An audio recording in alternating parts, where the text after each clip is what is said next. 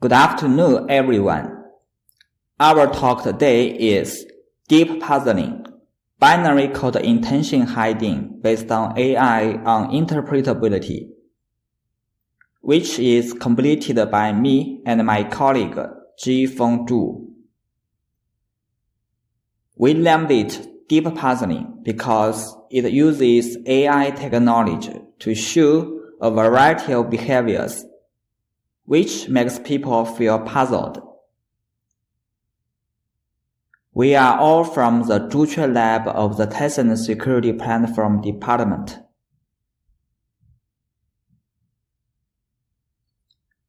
The Security Platform Department has been with Tencent for 16 years and dedicated to the protection of QQ, WeChat, Tencent games, and many other products.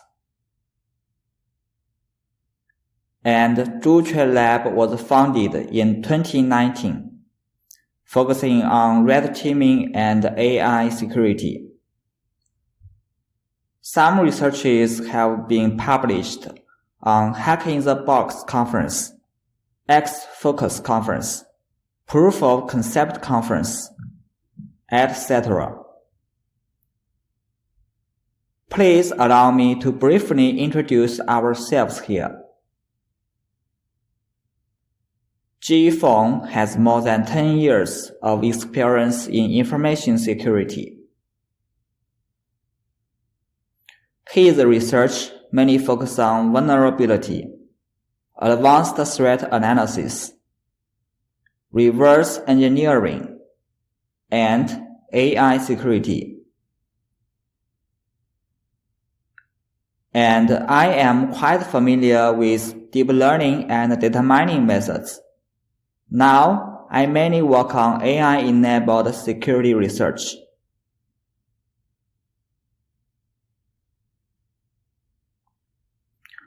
Our speech today is mainly focused on the following 5 parts. In the first part, I will give you a basic overview about the intent hiding. Then, I will explain some background and its importance to security,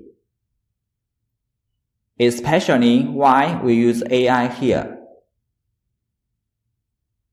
After that, I will introduce the deep puzzling framework in detail, such as feature extraction, binary code generation and repair. And later, the demonstration will be illustrated, as well as the reverse analysis. Finally, I will summarize this talk.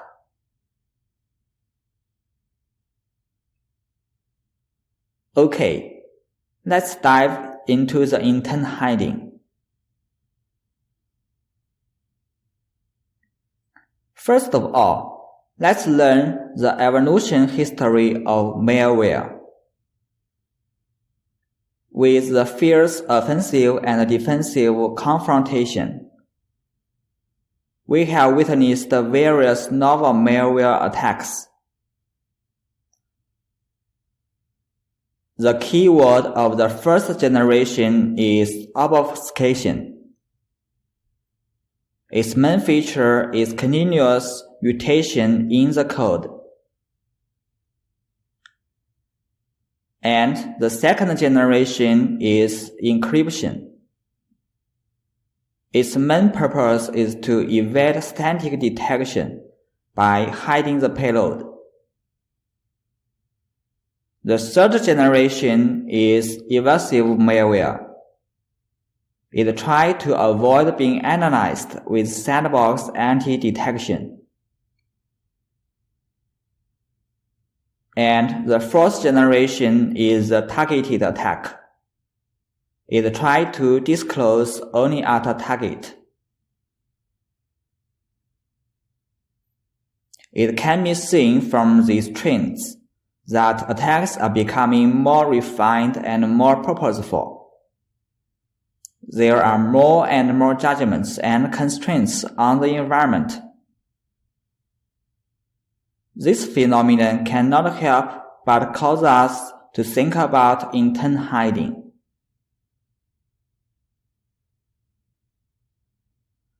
Okay, let's see the important role of target positioning in modern cybersecurity.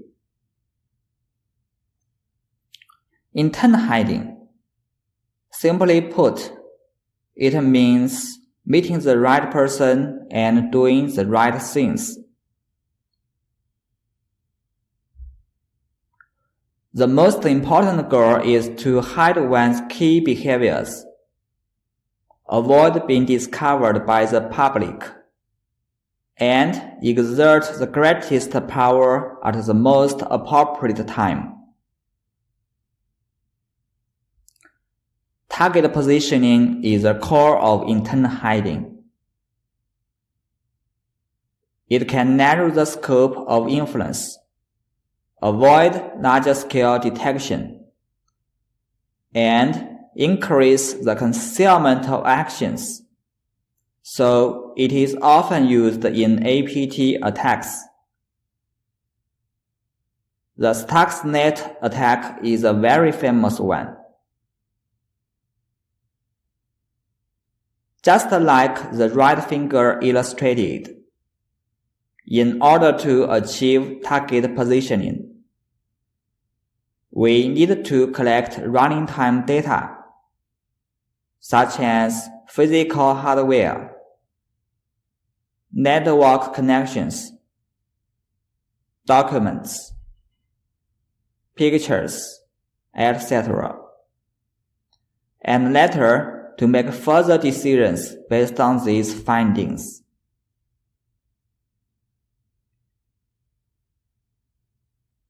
In fact, security researchers from IBM have proposed an intent concealment framework for target positioning as early as 2018, which called DeepLocker. It uses AI algorithms to identify the target. As the finger shows, only the key generated by a specific person can decrypt the payload and release the attack. It will not show any malicious behavior under other conditions. This approach is quite shocking, allowing people to see the power of AI attack.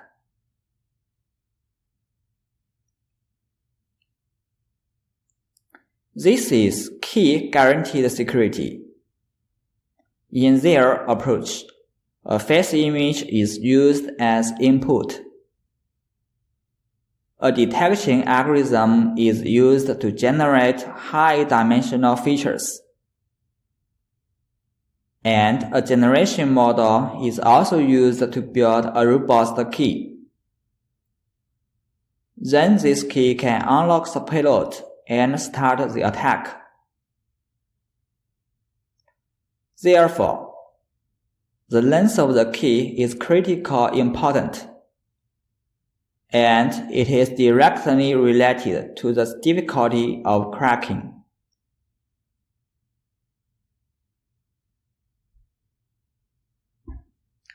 However, this does not mean that the framework has no weakness, especially for reverse analysts.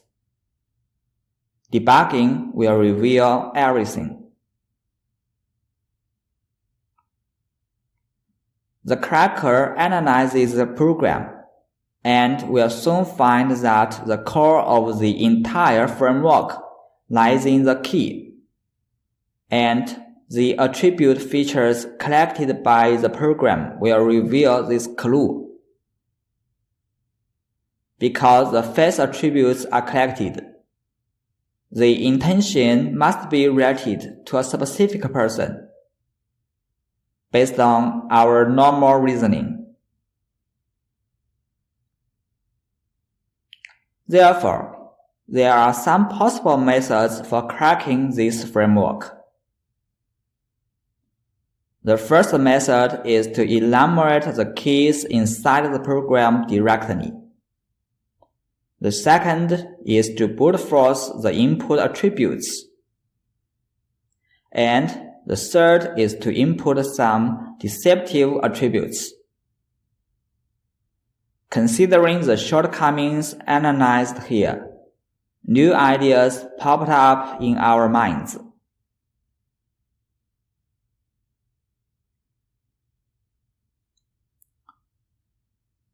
From attack to defend, maybe it brings us different ideas. Just like the two sides of a coin, these advantages and disadvantages inspire us that we may be able to design a balanced plan. Combining intent hiding and anti-debugging, we will get better binary code protection. For the attacker, it can hide the attack intent. For the defender, it can protect the core code from being reversed. We have studied some possible improvements. The motivations can be these. The first is to perform multitasking, so that some of the tasks can be anti-debugged, while the main work can continue. The second is to use implicit features. Hide the intent in a large amount of plain data. This will greatly increase the enumerated space for guessing. The third point is generated payload. Disguised as an ordinary AI application, the program does not store the payload directly. The last is to use an end-to-end model to avoid tampering and traversal of the intermediate value from the AI model.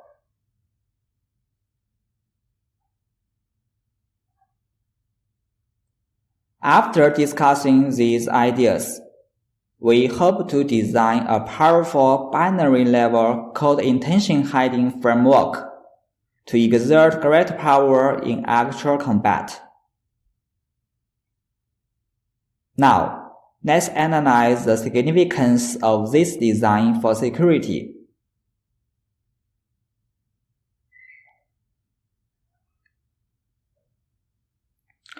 Let's first look at the boom of artificial intelligence.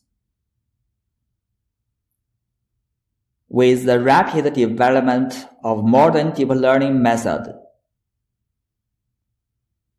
AI has been widely used in many fields, such as agriculture, industry, finance, medicine, and entertainment, along with many other revolutionary applications. It has profoundly changed our lifestyle.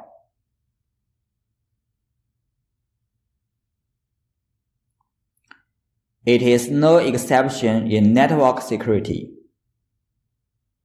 We have witnessed too many successful cases.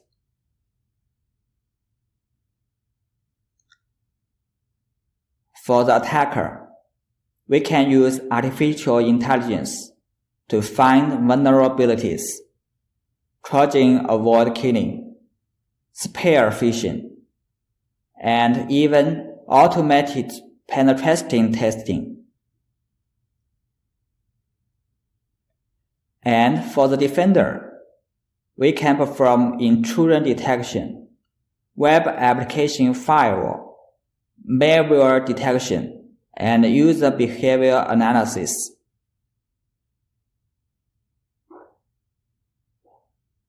The efficiency of artificial intelligence can complete these tasks quickly and realize intelligent decisions to a certain extent.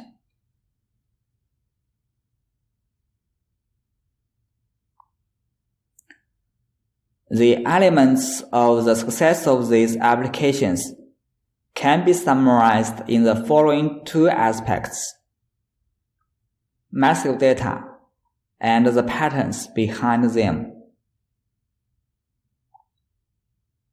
AI is very good at imitating, and the massive parameters allow them to approximate any high-order complex function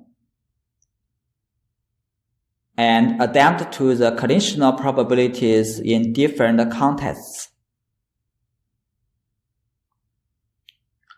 At the same time, the contrast of positive and negative examples allows the AI model to learn a better decision boundary, as shown in the figure below. The sample generated by the generator and the original sample can be effectively distinguished by the discriminator,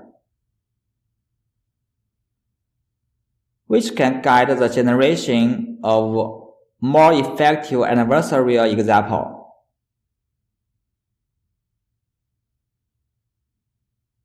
Here, let's review some characteristics of AI.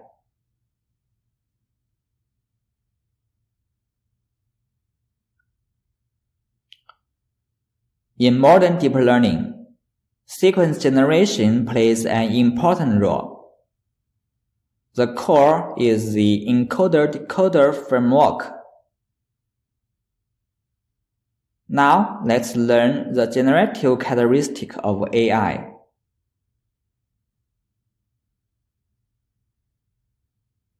The encoder-decoder architecture can handle inputs and outputs that are both variable-length sequences.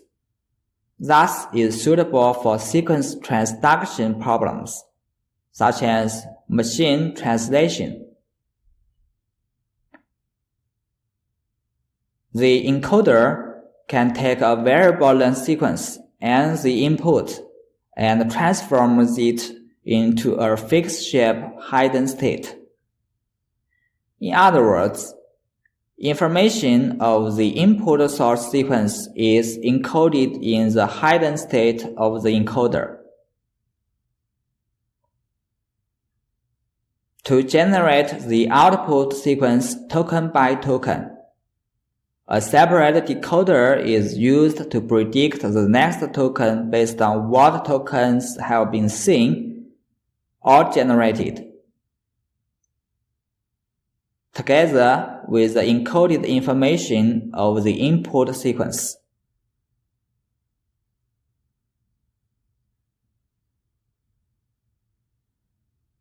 Since many parameters in the original model are redundant, generating ability naturally means memory. And autoencoder is one of the successful applications.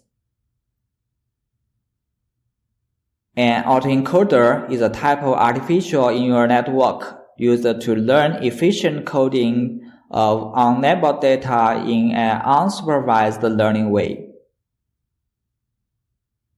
The encoding is validated and refined by attempting to regenerate the input from the encoding.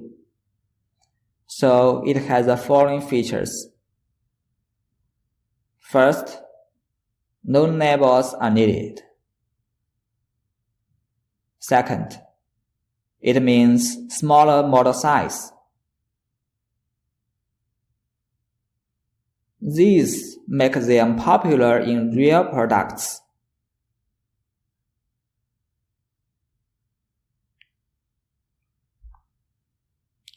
While the AI model is powerful, it also has some special properties. Here, we study its Blackbox Characteristic.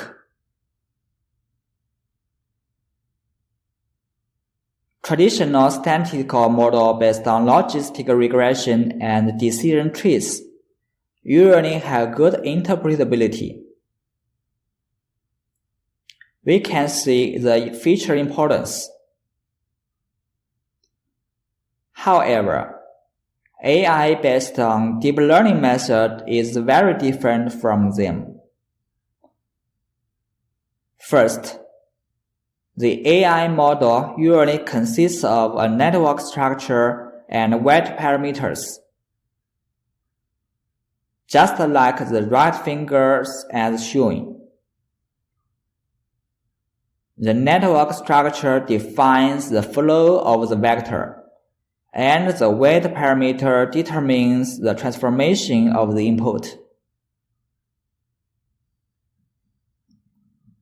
Second, it is usually difficult to explain whether a network structure can work well, and in most cases, it is designed based on experience.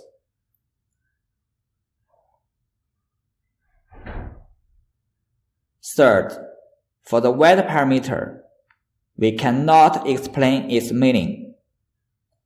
Only know that after the transformation of these parameters, we can get expected output.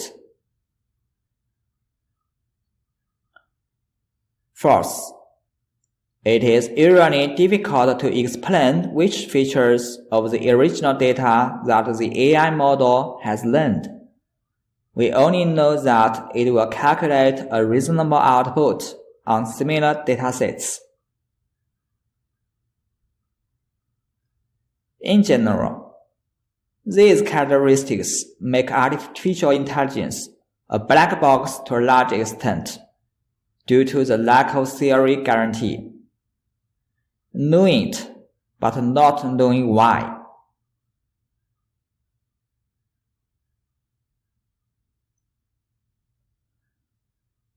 What do these characteristics mean?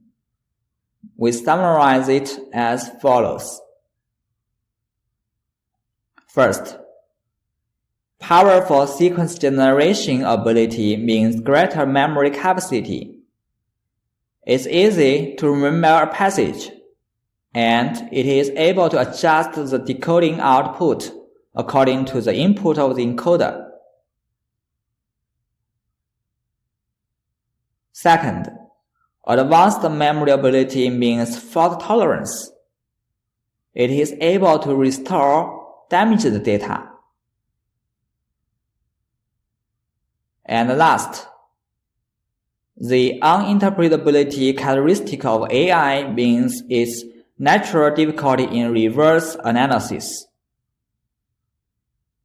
It is almost impossible to modify model parameters in a brute force way. The causal relationship between model input and output is not clear. Even if the AI model is obtained, it is quite difficult to know which data and features are really at work.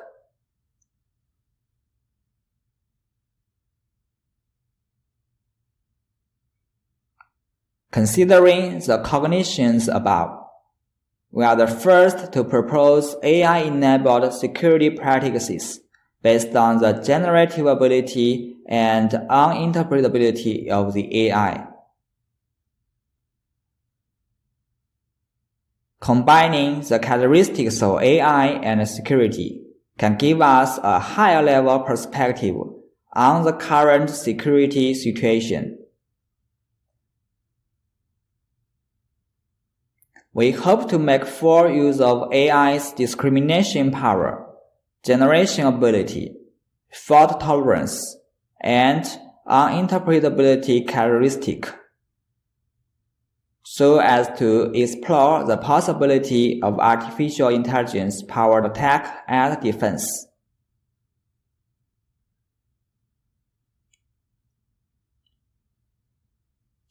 Okay, let's continue.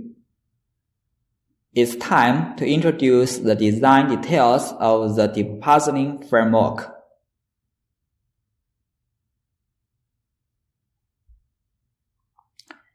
The key idea of this framework is to avoid explicit conditional judgments during code execution, such as if conditional judgments, regular expression matching, while conditional judgments, and hash value matching.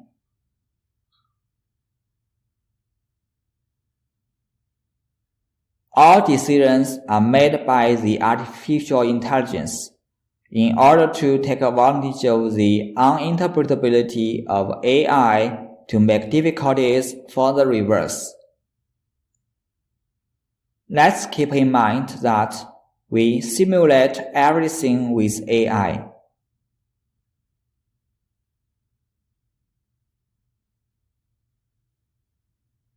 Specifically, the overall data flow of our framework has the following steps. Step 1. Obtain a large amount of plain data. Our intentions can be hidden in this data in some kind of backdoor. Step 2. Pre-processing. Encoding this raw data into labels. Because the AI model cannot deal with charts directly.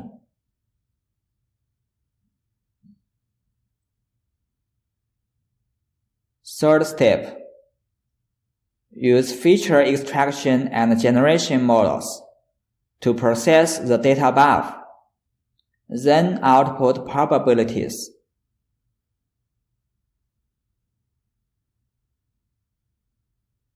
Fourth, decoding the probability to get preliminary output. For instance, a list of indexes in the pictures named middle output.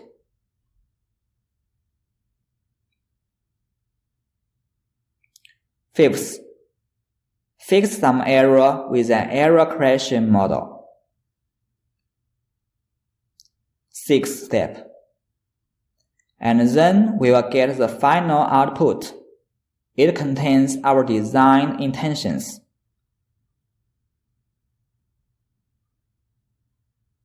Seventh, encode this data into binary code and execute it.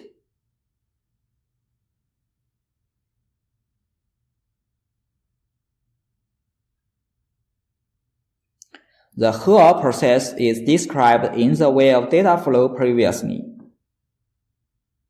From the perspective of running time, it can also be viewed as 3 parts.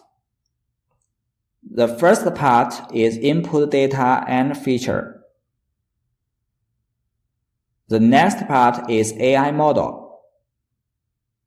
And the last one is execution code.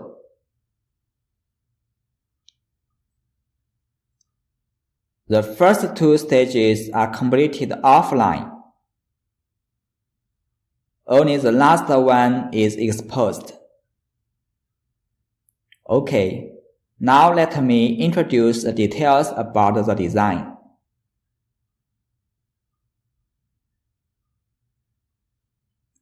First, let's reveal the details of feature extraction.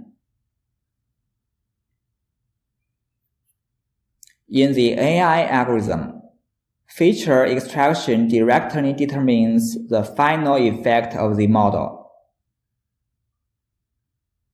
Statistics-based methods often need to manual features, so that the intention may be guessed by the reverse engineer.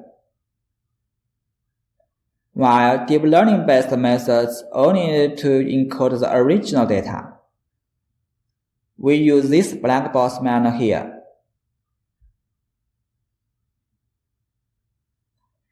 In our scenario, there are 2 main problems that need to be solved. One is how to extract high-dimension features from massive raw data effectively.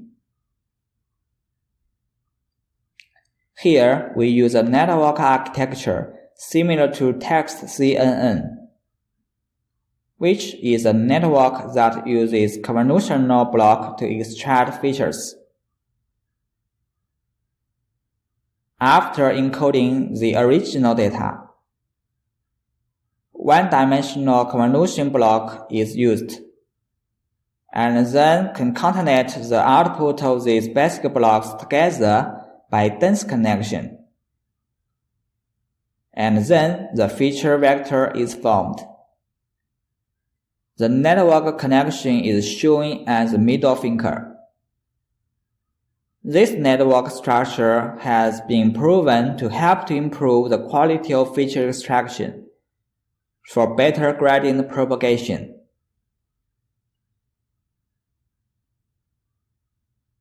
The other problem is how to ensure the robustness of the feature output under different input data.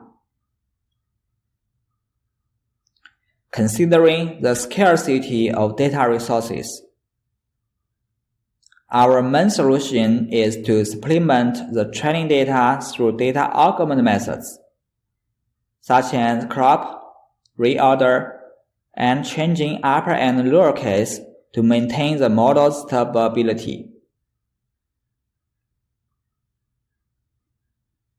Here is a detailed illustration of the calculation process of convolution and pooling method in feature extraction. Let's see the convolutions. The input is a two-dimensional tensor with a height of 3 and width of 3. The height and width of the kernel are both 2. The shaded portions are the first output element, as well as the input and kernel tensor elements used for the output computation. And we will get the final result, 19.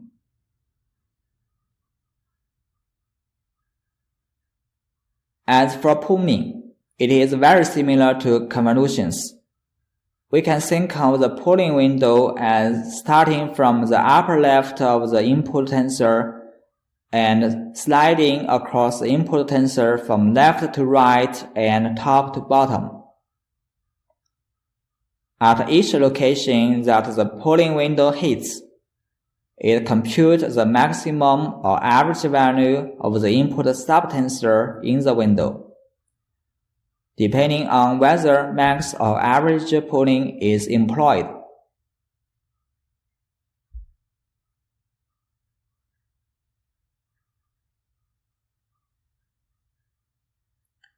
After the features generated above, we passed it to the decoding part to generate the payload.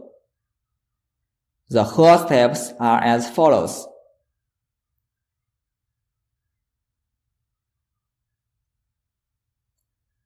Step 1. Add a dimension to the n-dimensional features and expand it to m plus n dimensions repeatedly, where the m is the max length of the decoded output. Step 2. Use a bi-LSTM network to further process the features to generate hidden features.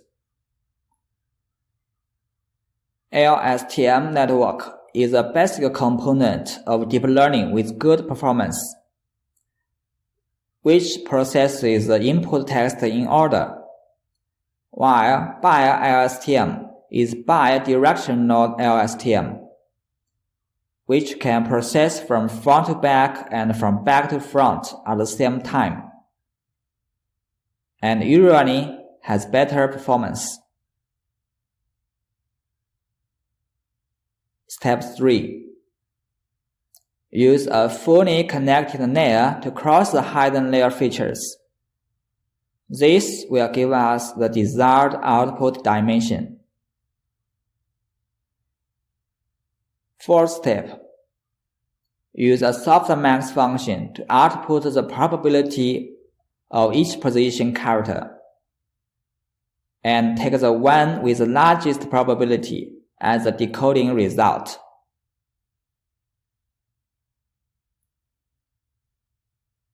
The generative model and the feature extraction model are cascaded together, which means that they are optimized at the same time during the training phase, and the payload is generated end-to-end.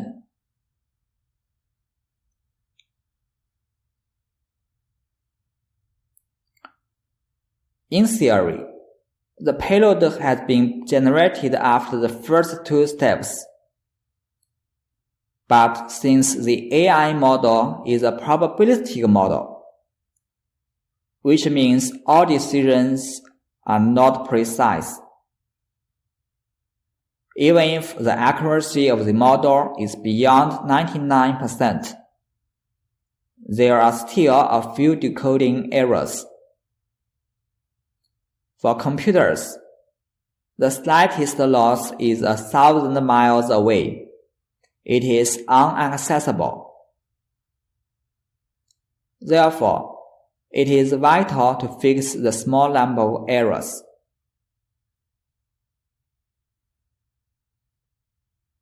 Here, we use an autoencoder to achieve this goal. The rule of this model is to try to restore the original input. The input is part of the shellcode that may be wrong, and the output is a correct shellcode. And the stability of the data augment method is used at the same time, so as to reduce the probability of failure. The construction of the entire model is relatively simple, as shown in the figure on the right. The classification loss function is used to optimize the model, and the model is forced to correct the errors. In the figure, we can see that the wrong number 0 is corrected to 10.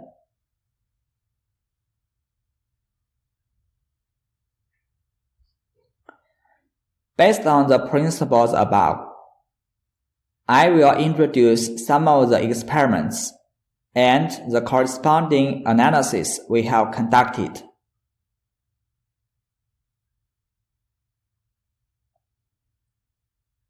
Let's first look at the target setting. There are 3 targets in the experiment, namely ordinary people, developers, and reverse analysts. For these 3 groups of people, different intentions are made. For ordinary people, the environment is characterized by a clean office system, which executes a message box code. For developers, the environment is characterized by the installation of development tools such as Visual Studio, Python, SSH, and a calculator code is executed. For reverse analysts, the environment is characterized by debugging tools such as IDA, FRIDA, and WinDebug, and no code is executed.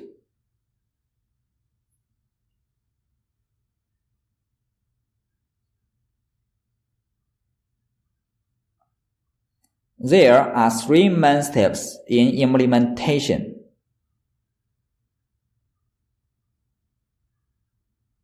Step 1. Make dataset.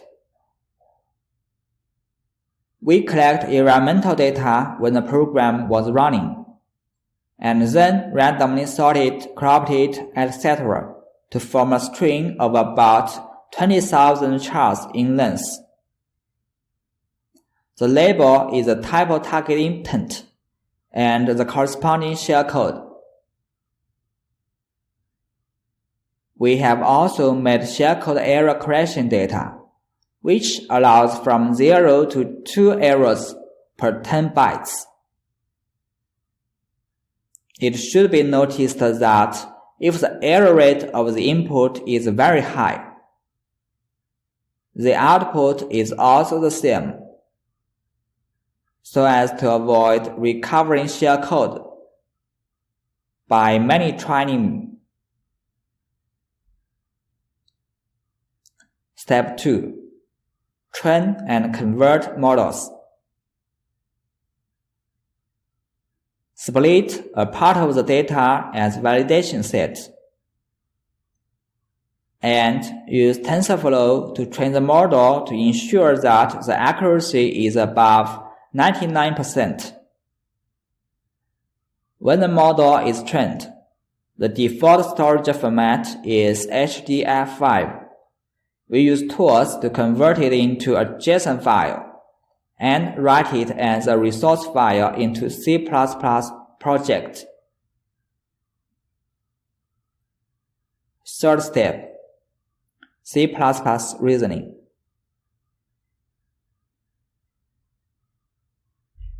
The execution flow is collect data, load model, decode shellcode, fix code, and finally execute.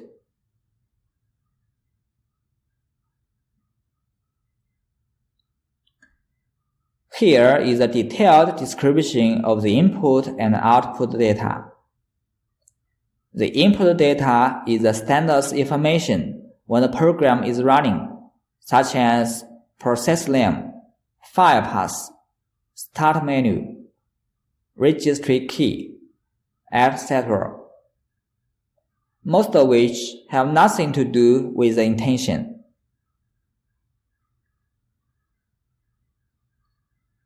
After processing by the AI model, the output is between 0 and 255 unsigned char that can be easily converted into shellcode. It should be noticed that the input and output here must be filled into a fixed length, such as 18,300, and irrelevant characters will be discarded during decoding, so as to keep within bounds.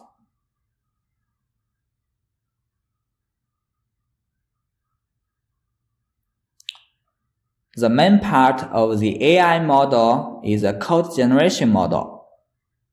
The details of the constructions are shown here. From top to bottom, it mainly includes data, features, generator, and output. We'll introduce them one by one. After the data is input, embedding is performed first, so that the discrete value become continuous vectors.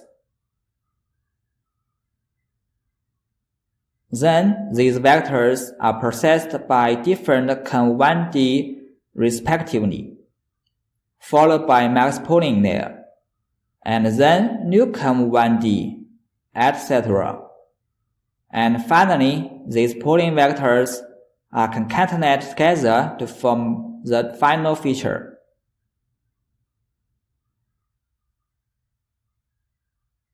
Finally, these features are processed using the BIOSTM model to generate a preliminary binary code, which is illustrated before.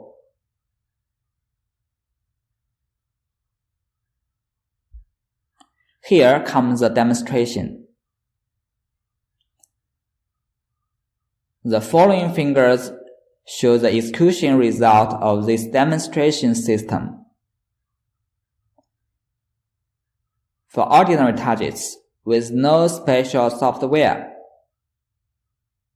the system executes a message box code. And for developers with some developing tools, The system recognizes and decodes the shellcode of the calculator. The third pictures show that for debuggers, the system does not execute any code, which has an anti-debugging effect.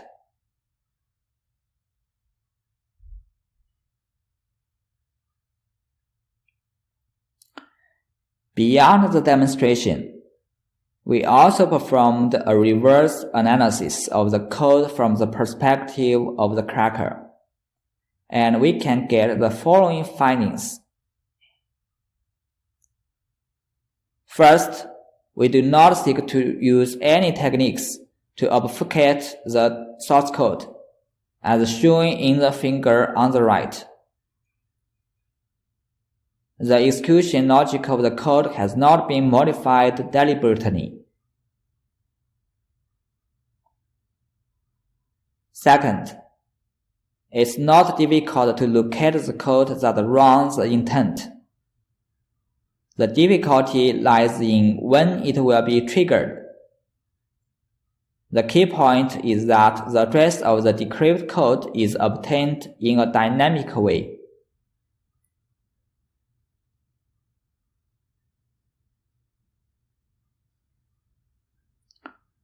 Third, if the ECX value here is not the input of our intended purpose, it will be the run value, and there will be no payload running. We can see the important role of multitasking here.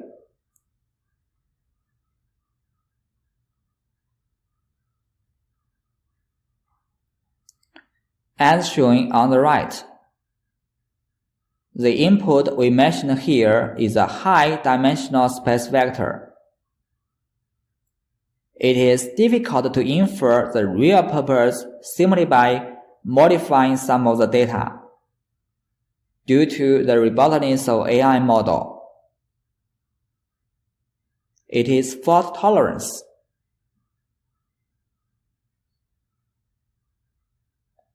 Here is the conclusions for analysis. First, if the trigger environment is not met, the ECX value cannot be obtained. Second, finding rows in massive data is extremely difficult. Third, the AI model is neutral and does not contain any intent code directly. This is very different from previous designs, as shown in the code below. The execution process is clear, but the details are not. It's hard to go inside.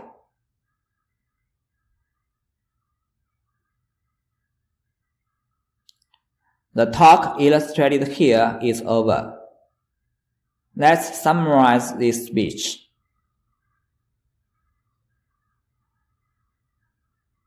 We propose a binary code intention hiding framework based on deep sequence generation network. We conduct an experiment to hide message box and calculator to avoid being discovered in the debugging environment.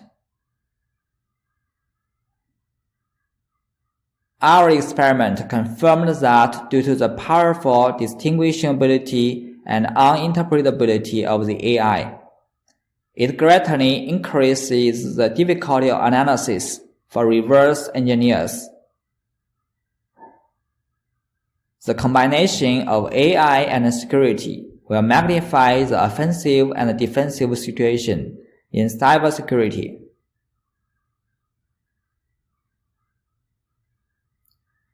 Here are some materials that may help you understand the technical principles and details, such as FDeep, CNN network, encoder-decoder model, and autoencoders. If you are interested, you can continue to read them.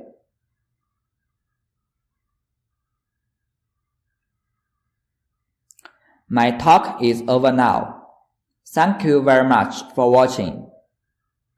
If you have any questions, you can contact me and Jifeng with email, or continue on the Discord channel. Thanks.